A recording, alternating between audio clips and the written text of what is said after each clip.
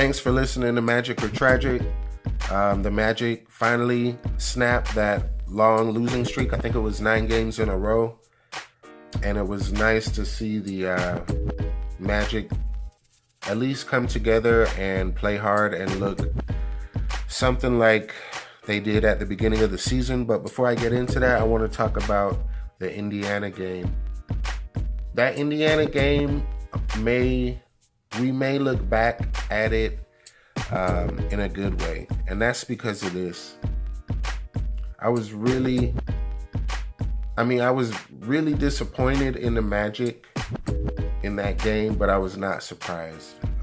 And I was mainly disappointed in a few players. And that's because it's really because of Victor Oladipo. I'm going to put a video in here for Victor. I normally wouldn't do that for opposing teams or whatever, but as a former player and a player who I liked here, I figured I should do that. And, I hear a lot of people say that it came down to Victor or Evan about the money and whatnot. I don't necessarily agree with that. I think actually Victor was the one who was traded because most scouts or GMs, if you looked at Victor, even with the Magic, people like to talk about potential. For whatever reason, the management and training staff we had couldn't develop him, but I'm sure there were plenty other scouts and GMs across the league who liked Victor Oladipo more than anybody else on the team, because even with the Magic, just like he did these last couple of games against Indiana, he always played hard. He always gave defensive effort. And offensively, he wasn't that bad. He had good games. Shooting percentage was off. But he also had really big games for the Magic. And he was not afraid to compete, even while playing for the Magic. That's why he got traded. The reason he couldn't develop with the Magic, he... Actually, under Scott Skiles, you saw him play a little bit like what you did with Indiana. When he was here, he did handle the ball a lot. We did run high single and double pick and rolls for him a lot. And he was kind of successful with that. He even started to develop that mid-range shot while he was here in Orlando.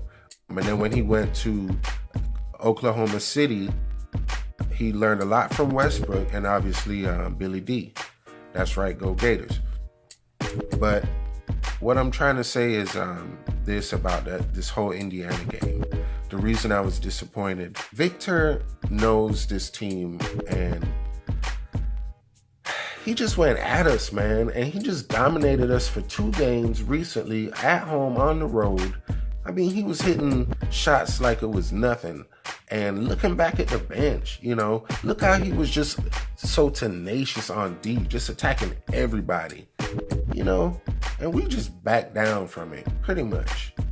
And when I say we, I'm talking about the guys who's been here, because that's the guys who Victor played with, and he probably took it personal that he was the one traded. He was probably thinking to himself, man, I'm better than all those players. But that's to my point. He probably was. And that's really the only real asset we had at the time. It wasn't about him or Fournier. They can coexist. But anyway, we just backed down. Fournier, first half, he didn't want any part of it. He finally started to show some fight in the second half. EP, he wanted none of it all game. He's hugging Oladipo like he's his long lost brother before the game. And when the tip is up, Oladipo was a dog. You know what I'm saying? Because he already knew who he was going up against. And EP wanted none of it the whole game. Why is that? Why doesn't EP want to compete? He just wants to have fun, but he's going up against players who either want to be the best or they're a grown man with bills and kids, and they're out there hungry, man. He's just out there having fun, trying to look cool sometimes. Like he doesn't even want to compete, Just last thing, now that I think about it, long time ago, we had the Rising Star Challenge with him and Hazonia. Everybody was out there balling, having fun. Even Hazonia, he had a nice game, just balling. Everyone was having fun, okay?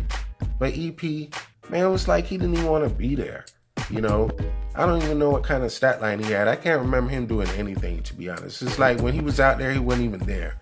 You know, I'm just thinking to myself, man, this is supposed to be the future leader and point guard of my team. That's if obviously I have an EP negative bias, that's where it all started. It was back then, you know?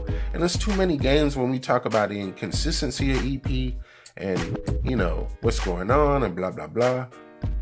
You know, to me, it's just like, does he want to compete or does he want to have fun? That's what it comes down to me with EP and where the inconsistency comes from and how serious he takes the game, which is why you would be inconsistent as a player, you know. Now, with that said, moving into OKC, totally different game, totally different EP. Okay, he controls the game. It's EP ball. So, not only did EP play well, our point guards played well, which was a big reason why we won. Only 2 turnovers between the two of them. And I actually think those 2 were from EP, but I'll take 2 turnovers from EP all day.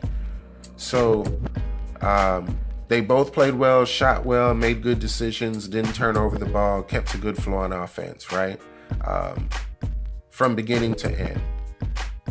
Why can't EP, the game he played against OKC, you know, he was even more active on D. It's like, the reason that I said that Indiana game was probably important is because, you know, Vogel, especially losing at Indiana twice already, you know, he was pissed. I'd have been pissed. Simmons said something, you know, you got to take it personal. You got to, man, that joke was obvious. People were writing about it in the papers about Magic's toughness.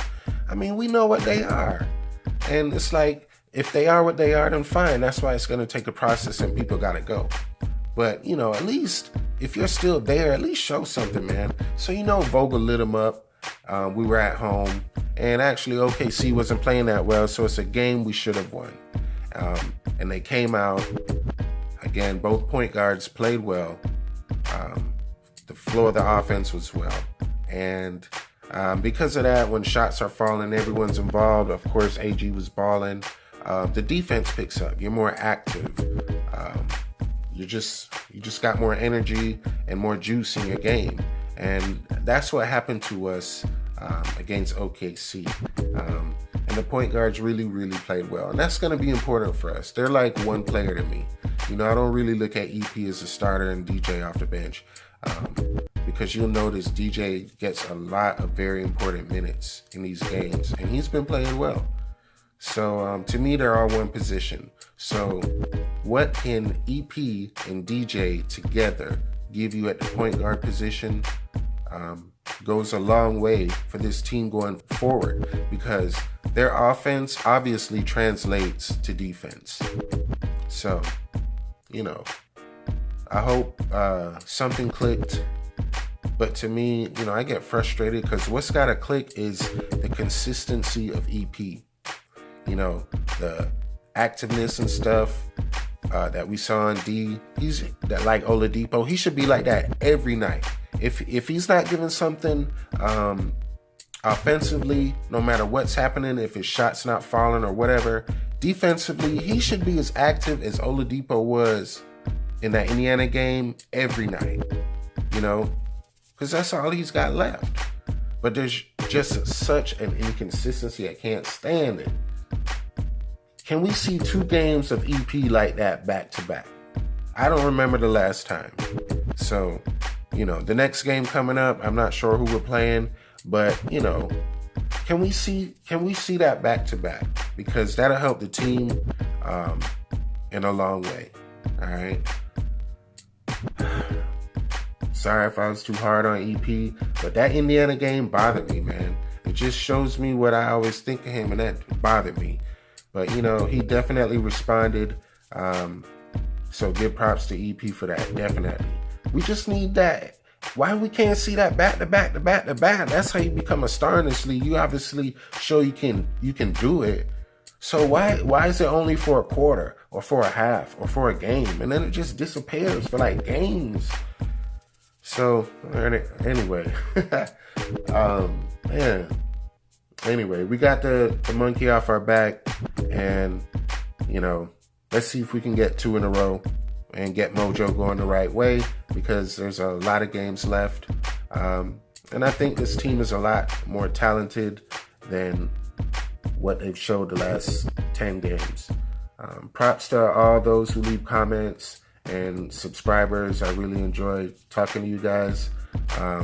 And as always, go Magic.